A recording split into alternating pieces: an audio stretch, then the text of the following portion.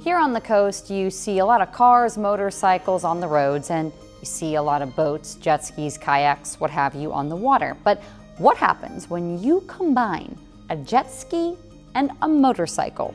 In this week's Coastal Connections, we introduce you to somebody who has done just that. This is Justin Bonneville, and this is Landu. That's the name he has given his motorcycle jet ski hybrid. My passion would definitely be, anything on two wheels. Bonneville is a Sussex County native and has owned a motorcycle for more than 20 years. He says the idea of adding the outside of a jet ski to one of his bikes came from seeing them elsewhere. I seen them done in Florida, and I thought, that looks pretty cool. You know what I mean? And finally I said, I'm going to try to duplicate it. Having owned bikes for years, Bonneville says knowing how the parts work and go together made the whole process that much easier.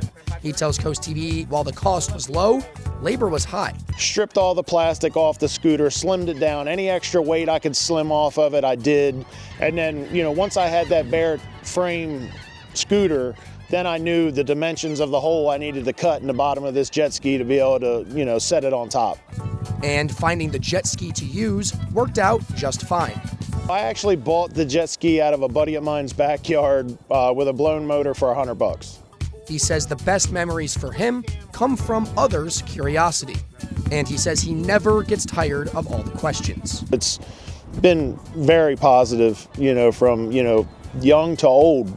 Everybody's at first, they're like, what is that? And then it finally kind of dawns on them like, hold on, what's going on?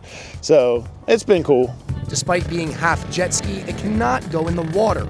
Bonneville has a pretty quirky response, though, when people ask him. I always tell people, yeah, straight to the bottom.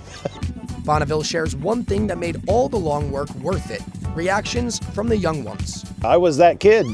Who didn't, when they seen a biker going down the road, one of them to rev the bike? I mean, that's typical kid stuff, you know what I mean? And if you're lucky, you could end up seeing him on the road. Bonneville says you can catch him riding along the coast with his beloved Landu all summer.